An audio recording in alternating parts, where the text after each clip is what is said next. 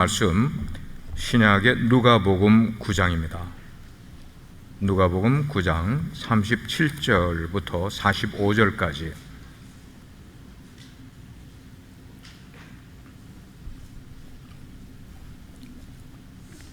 한 절씩 교독합니다. 37절. 이튿날 산에서 내려오시니 큰 무리가 맞을새 무리 중에 한 사람이 소리질러 이르되 선생님, 청컨대 내 아들을 돌보아 주소서. 이는 내 외아들이니이다. 귀신이 그를 잡아 갑자기 부르짖게 하고 경련을 일으켜 거품을 흘리게 하며 몹시 상하게 하고야 겨우 떠나가나이다. 당신의 제자들에게 내쫓아 주기를 구하였으나 그들이 능히 하지 못하더이다. 예수께서 대답하여 이르시되 믿음이 없고 패역한 세대여, 내가 얼마나 너희와 함께 있으며 너희에게 참으리요. 네 아들을 이리로 데리고 오라 하시니 올 때에 귀신이 그를 거꾸러뜨리고 심한 경련을 일으키게 하는지라. 예수께서 더러운 귀신을 꾸짖으시고 아이를 낫게 하사 그 아버지에게 도로 주시니 사람들이 다 하나님의 위엄에 놀라니라. 그들이 다 그 행하시는 모든 일을 놀랍게 여길새 예수께서 제자들에게 이르시되 이 말을 너희 귀에 담아두라. 인자가 장차 사람들의 손에 넘겨지리라 하시되 같이 그들이 이 말씀을 알지 못하니 이는 그들로 깨닫지 못하게 숨긴 바 되었음이라. 또 그들은 이 말씀을 묻기도 두려워하더라. 아멘. 작성하시겠습니다. 제가 청년 시절에 특별한 일이 없는 한 해는 교회에서 가지는 철야 금요 철야 예배에 참석하곤 했었습니다. 그때 철야 기도를 가는 발걸음을 무겁게 하는 한 가지 요소가 있었습니다. 그것은 철야 예배에 매번 빠지지 않고 오는 한 자매님이 철야 기도 때 가끔씩 간질 증세를 발작을 하는 거예요. 우리 예배에 그 철야 예배 한 30-40명 정도가 참석을 하기 때문에 예배 도중에 이 자매가 발작을 하고 쓰러지게 되면 우리의 시선이 다 어떻게 됩니까? 가게 될 수밖에 없어요. 사람이 많지 않기 때문에. 어떤 때는 예배가 중단되고 그거를 수습하느라고 돕고 소란이 되고 그럴 때도 있었어요. 눈에 보이니까 보이지 않을 수도 없는 그런 상황이었습니다.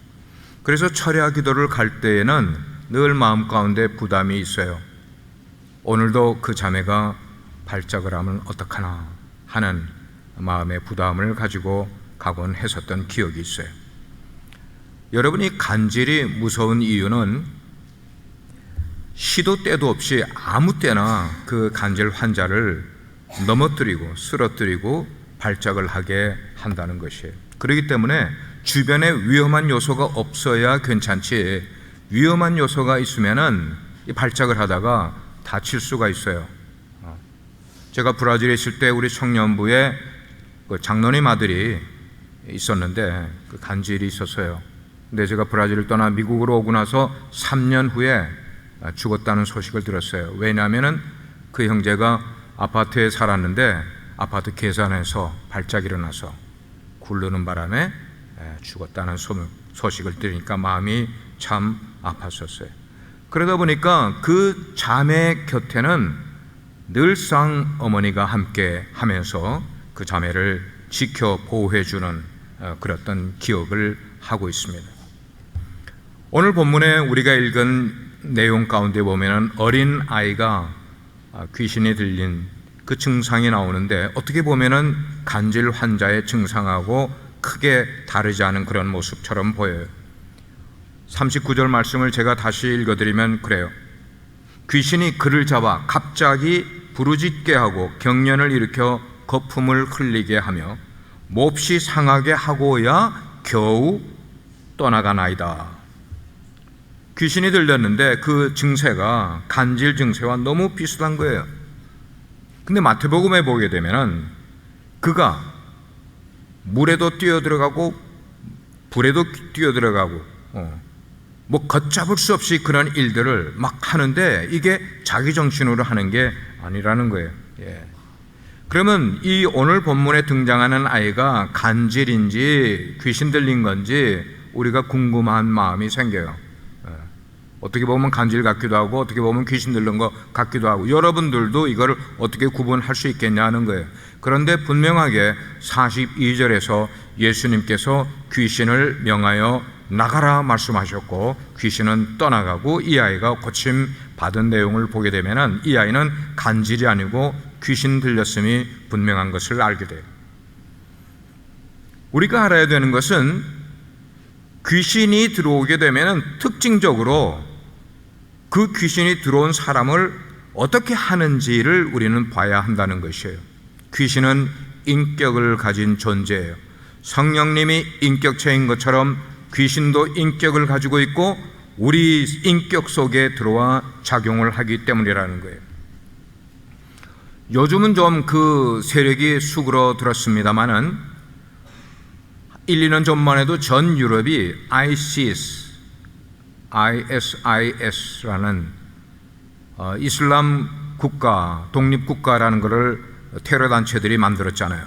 그래서 이 테러 단체들이 특별히 전 유럽에 프랑스, 독일, 영국, 벨기에 어디서든지 이 테러를 자행하는 것 때문에 굉장히 혼돈 속에 패닉 속에 빠졌던 적이 있는 것을 알게 돼요. 그런데 이 아이시스가 노리는 대상을 보게 되면 이상하게 군사들이나 군대나 군사시설을 노리는 것보다는 아이들과 여자들이 평화롭게 살아가는 그런 동네에 그런 쇼핑몰이나 아니면 공원이나 아니면 스테디움이나 이런 데에 민간인들을 그렇게 테러를 하는 그런 일들을 하기 때문에 주민들이 불안한 거예요. 버스를 타고 가도 불안하고 지하철을 타고 가도 불안하고 군인과 상관없는 그런 민간시설과 사람들을 노린다 해서 새로 나온 단어가 뭔가 하면 소프트 타겟이라는 단어가 나왔어요. 소프트 타겟, 하드 타겟이 아니고 소프트 타겟. 근데 이러한 일들은 민간인을 테러하는 이런 일들은 굉장히 비열한 일이라고 볼 수가 있어요. 여러분이 이런 거를 이런 윤리적인 시각으로 우리는 볼 수 있어야 돼요. 테러들이 그냥 테러 일으키는 것만 보는 것 아니라 테러라고 생각을 하기에는 너무나 야비하고 비열한 테러라 이렇게 생각을 하셔야 된단 말이에요. 그런데 제가 이거를 비유하는 이유는 뭐냐면 귀신을 알고 보면은 귀신은 이 IS들이 비열하게 하는 것보다도 훨씬 더 악랄하고 비열하게 사람을 괴롭힌다는 것이에요. 오늘 우리가 읽은 본문에 나오는 귀신에 들어간 대상이 뭔가 어린 아이예요. 이 어린 아이를 노려서 들어가서 그 인격을 다 휘잡으면서 괴롭히는 거예요. 이 어린아이가 귀신에 사로잡히면서 고통을 당하는 것이 하루 이틀 당한 것 아니에요. 자라면서 어릴 때부터 이런 고통을 당하고 있다고 마가복음이 그렇게 설명을 해주고 있었어요. 우리가 우리 교회에 나오는 아이들 가운데 서너 5살짜리 아이들을 한번 연상해 보시길 바래요. 이 아이들이 얼마나 예뻐요. 얼마나 사랑스럽고 귀여운가 말이에요. 그런데 만약에 이 어린 아이에게 어떤 어른이 이 어린 아이가 정신을 잃을 정도로 폭행을 가하고 이 어린 아이가 까무라칠 정도로 그래서 거품을 품을 정도로 그런 폭력과 정신을 할 수 있도록 그렇게 폭행을 가한다고 생각을 할 때 우리는 그 어른을 뭐라고 생각하겠어요? So crazy라고 이야기하는 거예요. 미친 사람이라고 이야기하는 거예요. 미친 사람이 아니면 어떻게 어린아이를 그렇게 강압적으로 폭행을 할 수 있겠냐는 거예요. 고통을 주겠냐는 거예요. 자, 그런데 귀신은 어떤 존재인가 하면은 이 어린아이, 남녀노소 불문하고 동성심 하나도 없어요. 의로움도 하나도 없습니다. 양심도 하나도 없어요. 악의 화신인 거예요. 악의 화신. 우리 인간의 인격 속에 들어와 우리를 그렇게 심하게 괴롭히는. 오늘 본문을 보게 되면 이 아이는 어떤 아이입니까? 그 집안의 외동아들이라고 그랬어요. 외아들. 외아들이 시도 때도 없이 귀신의 억눌림을 받아서 이런 고통을 당하고 어려움을 당하게 되니까 이 가족들이 애지중지하는 이 외아들이 그런 상황을 갖게 될 때 오랜 기간 동안 그 모습을 보면서 부모의 아픔이 얼마나 상처가 됐겠어요. 얼마나 마음이 괴로웠겠냔 말이에요. 이런 거를 생각을 해보면은 진짜 귀신이라는 존재는 눈물도 없고 불쌍히 여기는 마음이 전혀 없는 존재가 귀신, evil spirit이라는 것을 우리는 알게 돼요. 테러리스트들이 민간인을 대상으로, 부녀자들을 대상으로 테러를 해서 고통을 주는 이유는 뭐냐면은 그 대상뿐만 아니고 그 대상 뒤에 있는 사람들이 고통스러워하라고요. 괴로워하라고 그렇게 하는 거예요. 귀신이 어린아이 속에 들어가 이 어린아이를 괴롭히는 이유는 그 어린아이를 바라보고 있는 주변의 어른들, 그 사람들 전체를 괴롭히는 그런 마음으로 괴롭히는 거예요. 그러니까 귀신의 존재 속에는 불쌍히 여기는 마음이 전혀 없다는 거예요. 요즘 시대에 우리 청소년들 가운데 가끔씩 끔찍한 범죄를 저지르는 것들이 뉴스에 올라오곤 그래요. 점점 그 횟수가 많아지는 것을 보면서 이게 이제 앞으로 큰 문제이구나. 10년이 지나면 더 많아질 거고 20년이 지나면 더 많아질 것이 뻔한 모습인데, 예를 들면은 요 얼마 전에 금년 들어서 한 티네이저 남자아이가 어른 여성을 아주 그냥 끔찍한 모습으로 살해를 하고 그 시체를 유기를 내는데 이게 다 훼손이 된 그런 모습이 실렸었어요. 그래서 이 아이가 주베나일 그 디텐션 센터에 들어갔을 때 카운셀러가 물었어요. 네가 어떻게 그런 끔찍한 일을 했느냐라고 물어보니까 대답을 하기를, 내가 공포 영화인데 그 공포 영화가 너무 잔인한 모습이 있었었는데 그거를 보면서 나도 저렇게 해보고 싶은 살인 충동을 느꼈기 때문에 나도 그 일을 했다고 대답을 한 거예요. 여러분, 요즘은 귀신이 뭘 이용을 하는가 하면은 우리 인간의 문명을 이용을 해요. 그래서 인터넷을 이용을 하고 컴퓨터를 이용을 하고 영상 매체를 이용을 해서 누구에게 많이 접근을 하는가 하면은 우리 티네이저 이전의 어린 아이들에게까지도 접근을 한단 말이에요. 누가요? 귀신이. 여러분 귀신 보셨어요? 귀신이 곡할만하게 막 접근을 하는 거예요. 접근을 해서 우리 자녀들의 영혼을 좀먹고 있는 그런 모습을 우리가 보고 있어요. 전문가들이 이야기를 하는 거예요. 절제력이 없는 그런 아이들에게 스마트폰을 이렇게 주게 되면은 이 스마트폰, 그리고는 부모들은 그냥 아이들이 딴 데 신경 쓰지 않고 스마트폰만 가지고 노니까 그러려니 하고 놓지만 이 스마트폰이 모든 세상의 죄악들을 접할 수 있고 특별히 이 귀신의 역할을 우리 마음으로 들어오는 그 통로의 역할을 하는 것이 스마트폰이라는 거예요. 하루 24시간 내내 해로운 그런 인터넷이나 그런 매체에 아이들이 노출이 되고 심지어는 중독이 되어서 스마트폰 없이는 아이들이 시간을 보내지 못하는 그런 모습을 통하여 누가 들어오는가 하면은 마귀가 그 아이들의 영혼을 마음껏 노략질하고 있다고 이야기를 하고 있는 거예요.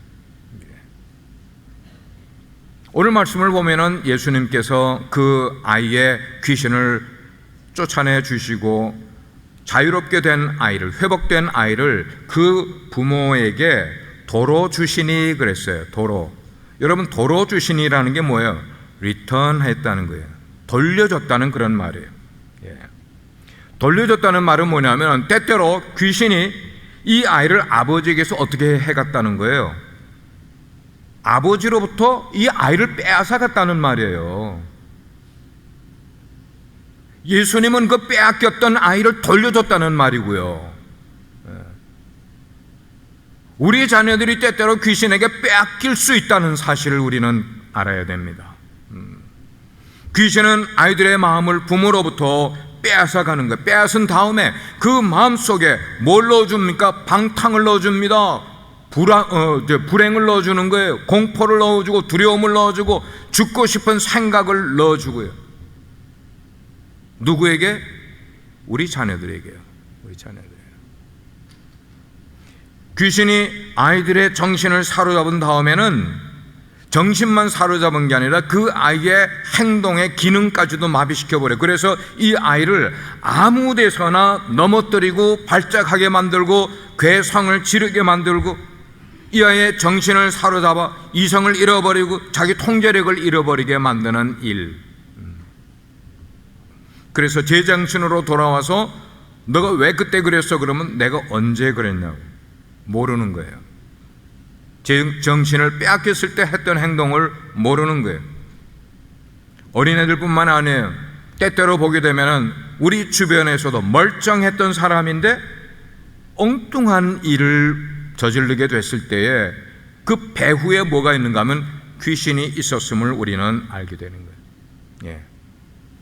그래서 에베소서 4장 26절에는 그런 말씀이 있어요. 너희가 분을 내어도 죄를 짓지 말며 해가 지도록 분을 품지 말고, 그리고 27절에 보니까 마귀에게 틈을 주지 말라. 오호, 이거구나. 마귀에게 틈을 주는 게 뭐냐? 우리가 분을 내면은 우리의 이성이 끊어져 버리는 거예요. 그럼 마귀에게 틈을 주는 거예요. 소리 지르게 돼요. 눈이 뒤집어지게 되는 거예요. 나도 모르는 행동을 해버리게 되는. 그렇게 우리가 분을 품으면은, 분을 내면은 마귀에게 틈을 보여주고서 그 틈을 노린다는 거예요. 우리로 하여금 이성을 잃는 행동을 하게 만들어 가게 된다는 거예요. 여러분 한번 보시길 바랍니다. 평범한 삶을 살아가던, 그리고 직장인이고 꽤 존경을 받는 그런 사람인데 귀신에 사로잡히게 되니까 온갖 더러운 짓을 하고 다니네요. 사람들에게 욕먹을 짓을 하고 다니네요. 사회적으로 아주 수치스러운 웃음거리가 되는 경우가 가끔씩 신문지상에 올라오고 있지 않습니까? 그가 평범한 삶을 살아가던 사람인데, 아무런 일 없이 살아가던 사람인데 어느 날 그의 삶이 뒤틀리기 시작을 하는 거야. 사회적인 조롱거리가 되는 삶을 살아가는 거예요. 왜 그렇게 되는 거예요? 오늘 말씀에 나온 귀신에 사로잡혀 정신없이 자기의 몸을 자해하고 있는 어린아이의 모습하고 다를 게 뭐가 있느냐는 거예요.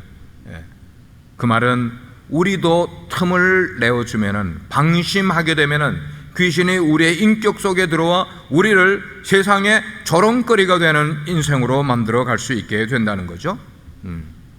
마귀에게 틈을 주게 되면은 우리의 생각과 행동에만 영향을 미치게 하는 것 아니라 우리의 뭐까지도, 영혼까지도 병이 들게 만들어 버리는 거예요. 마비시켜 버리는 거예요. 그래서 사람들이 예수님을 믿지 못하게 만들어가는 거예요. 하나님을 알려고 하는 그 모든 기회들을 없애버리게 만들어가는 거예요. 고린도후서 4장 4절 말씀에는 이렇게 나와 있어요. 그 중에 한번 소리내서 읽어볼까요? 시작. 이 세상의 신이 믿지 아니하는 자들의 마음을 혼미하게 하여 그리스도의 영광의 복음의 광채가 미치지 못하게 함이니 그리스도는 하나님의 형상이라. 여러분 좀 분위기를 쇄신하려고 제가 이야기를 합니다마는, 우리 예배에 오신 분들 가운데도 도대체 설교만 시작하면은 정신이 혼미해지는 분들이 계세요. 그게 무슨 말이에요? 정신이 혼미해져, 정신이. 이유가 여기 나오잖아요. 그 이유가 뭐예요? 이 세상 신이 그의 마음을 사로잡게 되면은, 만약에 그가 정신이 혼미해지는 게 어젯밤에 교회 나와서 철야 기도를 하고 갔기 때문에 오늘 예배에 나올 때는 밤에 잠을 못 자서 그럴 수도 있고, 아니면은 밤새 일을 하고, 일이 이제 밤새 해야 되는 일 때문에 그렇게 일을 하고 여기 왔을 때 어쩔 수 없이 피곤해서 정신이 혼미해지게 된다면은 제가 이해를 해줘요. 그런 분들은 이해를 해줘요. 그래서 3부 예배에 나오신 분들 가운데 좋으시면은 제가 이해를 해드려요. 새벽에 나와서 일을 하던 분들이었기 때문에. 그런데 상습적으로 설교만 시작하면은 정신이 혼미해지기 시작한다면 이게 웬일입니까? 이유가 뭐냐면 이 세상 신이, 그 뭐예요? 귀신이 우리의 마음을 사로잡을 때, 분명히 이유를 성경에 말씀을 해주고 있어요. 이 세상 신이 우리를 그렇게 만들어 간다는 거예요. 정신 차려야만 하는 겁니다. 왜 그럽니까? 여러분들로 하여금 예수님이 누구신지를 알지 못하게 막는다는 거예요. 귀를 막아버리는 거예요. 마음을 닫아버리게 만드는 거예요. 하나님을 알지 못하게, 결국은 뭔가 하면 나의 구원을 구원받지 못하게 만들기 위해서 귀신이 우리를 그렇게 억압하고 영적인 것을 다 셧다운 시켜버리게 된다는 거예요. 성경의 증거 구절을 여러분께 대드릴게요. 누가복음 8장에 보면은 씨 뿌리는 비유가 나오고 있어요. 그 씨 뿌리는 비유에 이렇게 말하고 있어요. 길가에 있다는 것은 말씀을 들은 자니, 잘 들으십시오. 길가에 씨가 뿌려졌다는 것은 말씀을 들은 자, 말씀은 분명히 들은 사람인데 이에 마귀가 가서 그들이 믿어 구원을 얻지 못하게 하려고 말씀을 그 마음에서 어떻게 한다는 거예요? 빼앗아 가는 거라 그랬어요. 여기에 나와 있지만 멍하고 있게 되면은 말씀을 들을 때에 딴 사람들은 말씀이 마음으로 들어가게 되는데 그는 말씀을 듣지 않고 멍하니 있으니까 말씀은 받았는데 귀신이 와서, 마귀가 와서 그 우리가 들은 말씀을 빨리 가지고 가버려서 우리들의 마음에, 우리들의 영에 하나도 말씀이 남아있지 않게 한다는 거예요. 예배당에서 나가면은 기억나는 게 하나도 없어져 버려요. 두 번째로 우리가 생각해 볼 것은 뭐냐면은 예수님이 이 귀신 들렸다가 고침을 받았던 이 이야기를 누가복음을 기록한 누가가 어떤 사건하고 연결해서 설명을 하려고 하는가 하면은 변화산, 우리가 읽은 바로 첫 구절에 37절에 산에서 내려와 했잖아요. 그게 뭐냐면 변화산에서 예수님이 변형체를 가지신 모습을 설명한 다음에 그 다음에 내려와서 일어난 사건이 이 귀신 들린 아이를 고쳐주는 사건이었어요.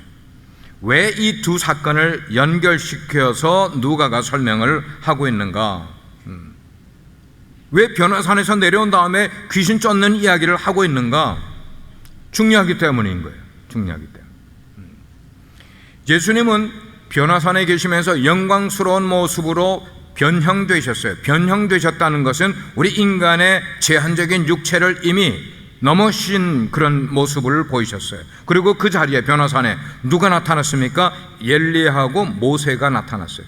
왜 이 엘리야와 모세가 나타났을 때 그들과 함께 예수님이 하늘로 그냥 그 순간에 승천하시지 않고 다시 육체의 삶인 산 밑으로 내려오셨을까 하는 거예요.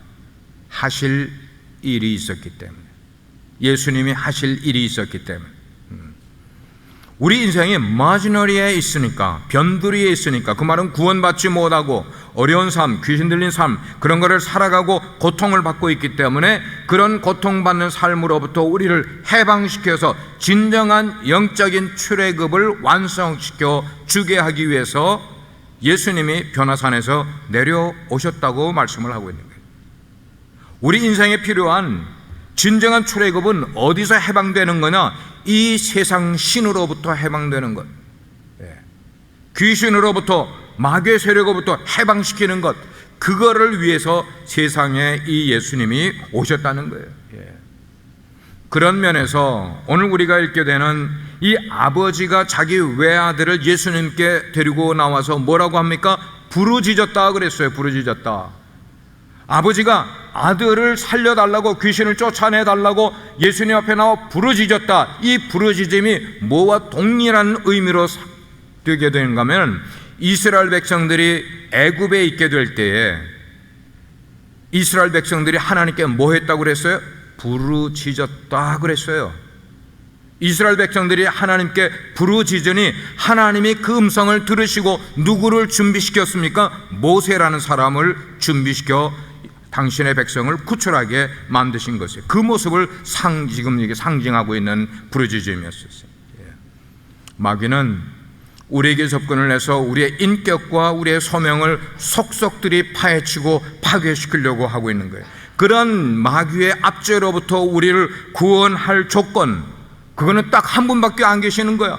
예수 그리스도, 그분만이 이 세상으로부터 우리를 구원할 수 있는 분이라는 것을 이 귀신 들린 어린 아이의 사건을 통하여 우리에게 깨닫게 만들어 주시는 거예요. 그래서 오늘 예수님께 그 아이를 데리고 나오니까 예수님이 귀신을 꾸짖어 주시고 그리고 그 아들을 고쳐 주시는 거예요. 그리고 그 아이를 누구에게? 아비에게 어떻게 해주셨다고요? 돌려주시니라 그래요. 돌려주시니라. 혹시 여러분 가운데 이런 생각 가지고 계신 분 계시지 않습니까? 아니면은 교회 밖에 있는 분들 가운데 교회는 나오지 않으면서 자녀를 교회에 보내는 분들 가운데 아이들이 교회 생활에 익숙해지면서 교회를 좋아하기 시작을 하고 교회 가는 것, 어울리는 것 좋아하게 되면은 마치 자기의 자녀를 교회에 빼앗기는 것처럼 생각하는 분들이 계실 수도 있어요. 빼앗기는 것 아니에요. 빼앗기다니요. 교회가 여러분의 자녀를 빼앗아서 뭐 하게요? 이게 뭐냐면은 만약에 여러분의 자녀를 교회에 보내지 않고 그 시간에 다른 것을 하게 여러분이 어떤 어사이먼을 줍니까? 주일날? 선데이에? 그러면 그 아이들이 교회 가지 않으면 그 시간에 어떤 유익한 그 아이들에게 더 좋은 일들을 할 가능성이 있다고 여러분들 생각을 하십니까? 아닌 거죠. 대답할 수가 없죠. 우리는 아이들에게 더 좋은 관심을 갖게 만들어주는 것 대신에 우리는 아이들이 스마트폰, 인터넷 앞에서 시간을 많이 보내는 것으로 대신할 수 있는 다른 길이 없음을 우리는 알고 있어요. 스마트폰을 통해서 끊임없이 아이들은 영향을 받고 있어요. 누구의 영향을 받고 있어요? 아까 이야기 드렸어요. 귀신의 영향을 받게 되는 시간. 귀신에게 여러분의 자녀를 빼앗길 수밖에 없는 상황이지 교회가 여러분의 자녀를 빼앗는 것 결코 아님을 우리는 알아야 되는 거예요. 여러분이 교회를 보내면 보낼수록 귀신의 권세로부터 아이들을 회복시키는 단계에 있는 것이지 교회를 보낸다고 교회에 여러분의 자녀를 빼앗긴다니요? 그런 생각은 절대로 잘못된 생각인 거예요. 이 아이를 보시기 바랍니다. 이 아이가 그렇게 빼앗겼을 때 예수님을 만나서 오히려 그 마음 가운데 예수님의 말씀이 들어가게 되니까 마귀를 이기게 되고 마음을 하나님께로 돌이켜 온전한 정신을 가진 아이로 변화되는 것을 보고 있지 않습니까? 그 일을 해주시는 분이 누구예요? 예수님인 거예요. 예수님 앞에 나오면 그런 일이 이루어지게 되는 거예요. 그렇습니다. 여기에 나오는 이 아버지처럼 우리가 예수님께로 나아가야 되는 길 밖에 다른 길이 우리를 회복시킬 수 있는 길은 없다는 거예요. 그런데 오늘 본문을 보게 되면은 예수님 앞으로 나오는데 이 아버지가 이 아이들을 데리고 나오는데 두 가지의 장애물이 있음을 보게 돼요. 두 가지의 장애물이 있어요. 오늘 본문의 오늘 말씀의 제목은 장애물을 제거하라고 하는 내용이었어요. 장애물이 있어요. 첫 번째 장애물이 뭐냐면은 무능력한 예수님의 제자들의 모습이었어요. 이 아이의 아버지가 예수님이 변화산에서 내려오시기 전에 진즉 자기의 귀신 들린 아들을 예수님의 제자들에게로 데리고 왔었어요. 왜 데리고 왔어요? 고침을 받기 위해서예요. 귀신을 쫓아내게 하기 위해서. 그런데 성경은 말씀하기를 그렇게 했는데 제자들이 능히 그 일을 하지 못하더라고 이야기를 하는 거예요. 제자들에게 그 일을 할 능력이 없었다는 거예요. 문제를 해결하지 못하고 있는 거예요. 뭘 말하고 있는 겁니까? 오늘날 무능력한 교회의 모습을 말하고 있는 거예요. 여러분, 우리가 인생을 살다가 교회에 나오면은 교회가 무조건 문제를 해결해 주는 줄 기대하고 계십니까? 여러분이 교회에 나오면 무조건 예수님을 만날 수 있다고 여러분 생각하십니까? 아니에요.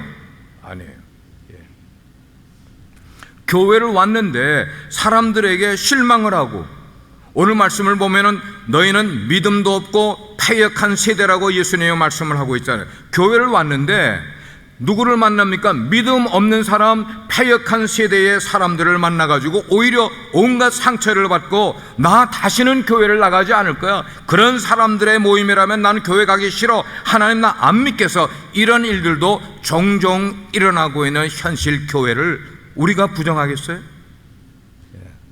부정할 수 없죠. 그런 일들이 일어나고 있기 때문에.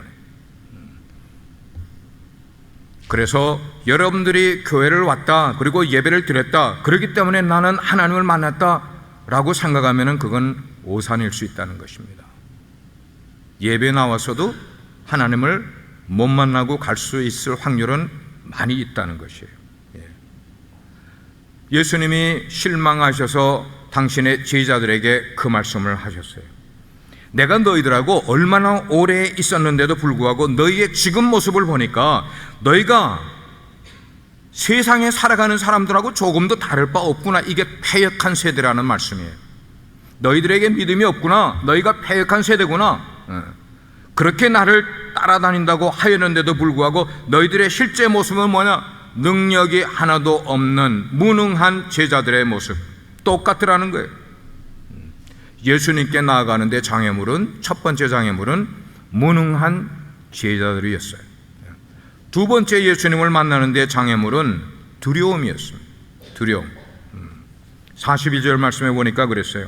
올 때에 귀신이, 그러니까 아버지가 아들을 예수님께 데리고 올 때에 예수님을 만나면 안 되겠으니까, 예수님을 만나면 이 아이가 치료를 받게 될 것 같으니까 귀신이 미리 손을 쓰는 거예요. 어떻게 해요? 귀신이 그를 거꾸로 때리고 심한 경련을 일으키게 하는지라. 이제 어느 정도 거리가 가까워져서 서로를 볼 수 있는 거리가 되지 않았겠어요? 예수님이 이 아버지와 아들, 귀신 들린 아들 데리고 오는 거 보셨을 거고, 이 아버지도 예수님을 발견을 했을 거예요. 그래서 이 아들을 예수님께 데려가니까 귀신이 그 아이를 꼼짝 못하게 거꾸로 때리는 거예요. 거품을 내게 만들고 심한 경련을 일으키게 만드는 거예요. 예수님에게 뭐 하는 거예요? 대들고 있는 귀신의 모습인 거예요. 예수여, 당신이 얼만큼 능력이 있는지, 나를 이길 수 있는지 한번 붙어봅시다. 지금 그거예요. 지금 귀신이 최후 발악을 하고 있는데 왜 그렇게 하고 있습니까? 이 아이가 예수님 앞에 나가면 안 되겠기 때문에, 구원을 받으면 안 되겠기 때문에 못 가게 하기 위해서예요. 오늘 많은 사람들이 예수님께 나아가는데 머뭇거리는 이유가 바로 이런 것 때문이에요. 귀신의 방해를 받기 때문이라는 것이에요. 귀신 편에서 볼 때는 자기 백성이었는데 예수에게 빼앗기기 싫으니까 사람들에게 잔뜩 공포심을 주는 거예요. 불안감을 주는 거예요. 의심을 우리 속에 가져다 주는 거예요. 저는 초신자들을 통하여서 이런 간증을, 고백을 자주 들어요. 어떤 내용이에요? 목사님, 교회를 나가기 시작을 하니까 가정에 우환이 자꾸 생겨요. 나쁜 일들이 자꾸 생겨요. 왜 그런가 하면은 예수님이 아니라 그 안에 지금 잠복을 하고 있는 존재가 누구이기 때문입니까? 귀신이기 때문에 예수님 앞에 나가는 게 두려운 거예요. 그래서 우리 마음 가운데 두려움을 자꾸만 심어주는 거야. 의심을 심어주는 거예요. 귀신이 최후 발악을 하고 있는 그런 모습이에요. 우리가 옛 생활을 청산을 하고 제대로 믿음 생활을 하려고 마음의 결심을 하는 순간 귀신은 자기 친구 귀신들을 통하여서 우리 옆에 덫을 막 깔아놓는 거야. 우리로 넘어지게 하기 위해서, 포기하게 만들기 위해서. 그래서 나는 어쩔 수 없어, 나는 그렇게 할 수가 없어, 이런 자신 없는 마음을 자꾸만 갖게 만드는 거예요. 어떤 때는 오랫동안 교회를 쉬다가 다시 교회를 나가게끔 딱 마음을 작심을 하는 경우에 주일날 왜 가야 할 것이 그렇게 생기곤 합니까? 왜 하필이면 주일날 가야 할 것이 생기는 거예요? 왜 주일날 재미있는 것이 자꾸만 떠오르는 거예요? 마음을 작정을 하고 다음 주부터 내가 기도회에 꼭 참석을 하겠다고 마음을 먹고 있는데 평소에 사이가 좋던 부부 사이가 왜 갑자기 냉랭해지고 싸움이 일어나는 겁니까? 왜 자녀가 말썽을 부리는 겁니까? 찬물을 꽉 끼얹어 버리는 거예요. 왜 그런가? 왜 이런 일이 일어나는가? 배후에서 귀신이 예수님 앞에 우리를 못 나가게 하기 위해서 이런 것들을 자꾸만 깔아놓는 거예요. 어떤 분이 집사님인데 저에게 이런 이야기를 해요. 제가 주일날 두 분 다 안 나오셨길래 전화를 걸었어요. 저는 무슨 일이 있었냐고, 고장 났었냐고. 그러니까 목사님, 사실은요 그저께 교회를 가려고 다 입고 차를 막 타려고 그러다가 우리가 싸웠잖아요. 그래서 그냥 차 시동 걸어놓고 그냥 안에서 싸우다가 에이 나 이런 상태로 교회 안 가겠다 그러고 다시 집으로 들어가 옷을 다 벗었잖아요. 그런 일이 일어났다는 거야. 그런 일이. 만약에 그런 싸운 상태로 예배에 와 앉아 있으면은 우리의 마음이 어때요? 답답하잖아요. 말씀이 들립니까? 말씀이 들리지도 않죠. 싸웠는데 무슨 말씀이 들리겠어요?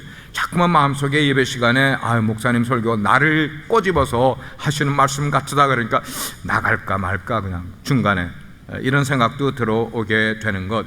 왜 그래요? 언제 그런 생각이 들어요? 지금 드는 사람 없어요?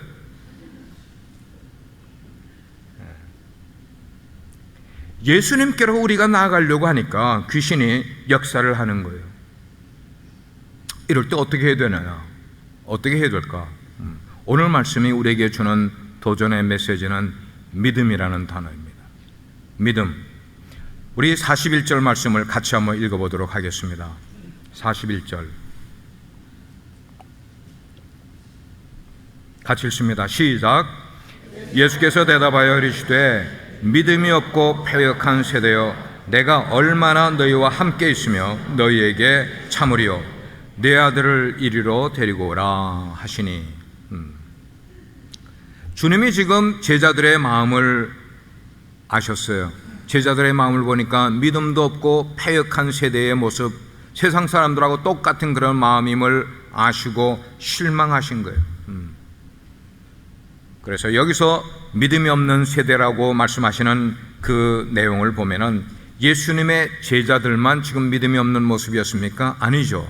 마가복음 9장에 보게 되면 이 사람이 예수님께 뭐라고 요청을 합니까? 누가복음에는 그 내용이 없습니다만은 주여 하실 수만 있으면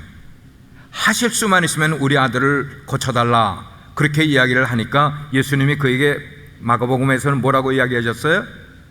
할 수 있거든이 무슨 말이냐? 믿는 자에게 능치 못함이 없다. 그 말씀 이 귀신 들린 아들을 아버지에게 하신 말, 그 말은 뭐냐면 아버지, 지금 이 아이의 아버지도 믿음이 없는 모습을 보신 거예요. 뿐만 아니고 오늘을 신앙생활하고 있는 저와 여러분을 향하여서도 주님은 여전히 똑같이 믿음이 없고 패역한 세대를 살아가는 사람이라고 이야기하고 계시는 거예요. 문제는 뭐냐면은 우리가 예수님을 정말 쫓는 제자들이라면은 우리 자신의 문제는 물론이고 우리 주변에 어려운 문제를 가지고 우리를 찾아오는 사람들이 있을 때에 그들의 문제를 어떻게 해줘야 들어줄 줄 알고 해결에 도움을 줄 줄 아는 사람이 돼야만 되는데, 제자들처럼 믿음이 없어서 무능력한 모습이라면 어떡하겠어요? 우리가 어떻게 치료해 주겠어요? 여기 제자들처럼 믿음이 없어서 두려워하는 마음을 갖고 있다면 어떻게 그 문제를 해결에 도움을 줄 수가 있겠어요? 우리가 지금 예배하는 주님은 어떤 분이신가? 우리에게 도움을 주시는 그 주님은 전능하신 분의 Almighty God인 거예요. 도와달라고 호소한 그 아이의 아버지를 마음을 받아줘서 그 아이의 귀신 들림을 쫓아내 주시고 깨끗하게 그리고 돌려주셨던 그 주님께서는 지금도 여전히 우리에게 전능하신 주님임을 믿으시길 바랍니다. 전능하신 주님이세요. 우리가 믿는 분은 전능하신 분이세요. 그분의 능력을 우리는 눈으로 확신을 해야만 하는 겁니다. 우리의 입술로 고백을 해야만 됩니다. 우리의 입술로 찬양하는 사람들이 되어야 됩니다. 그런 여러분들 될 수 있기를 주의 이름으로 축원합니다. 기도하시겠습니다. 은혜로우신 하나님, 우리가 인생을 살다가 보면은 눈에 보이는 것이나 보이지 않는 어려움들이 생기고 그 많은 어려움들 가운데 귀신의 역할 때문에 우리에게 문제가 생길 때가 있습니다. 주님, 그럴 때 우리의 믿음이 없는 모습으로는 이겨낼 수가 없습니다. 패역한 세대의 모습 가지고는 이겨낼 수가 없습니다. 주님, 저희를 도와주시옵소서. 주님은 전능자이십니다. Almighty God. 하나님은 모든 것을 아실 수 있는 분이십니다. 우리가 그 주님께 요청합니다. 저희들을 도와주셔서 세상을 이길 수 있는, 세상 신이 우리를 유혹하고 세상에 많은 것들이 우리를 유혹해도 거기에 마음을 빼앗기지 않고 하나님 앞에 설 수 있는 자들 될 수 있도록 도와주십시오. 승리하는 삶을 살아가는 저희들 되게 해 주십시오. 예수님의 이름으로 기도합니다. 아멘.